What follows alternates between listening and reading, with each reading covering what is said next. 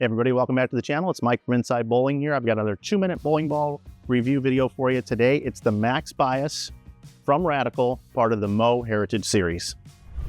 All right, you guys know the drill. Here on the left lane, I have the 43-foot pattern, which features a high volume of oil. I have to say that this bowling ball, for me, wasn't what I expected at all.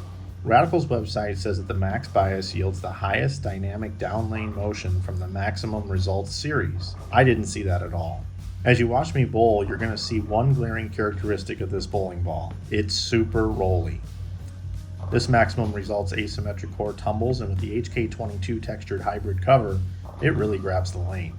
If you watched my Cypher review, I mentioned how controllable that ball was down lane.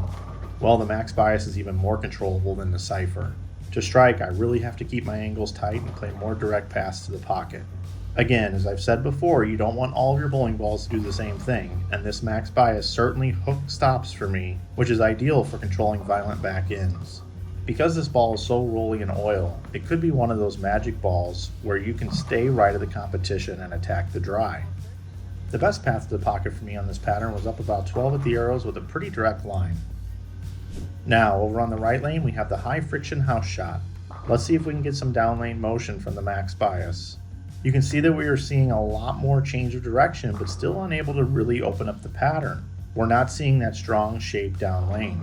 I'm still seeing a lot of control off the dry, even on the house shot.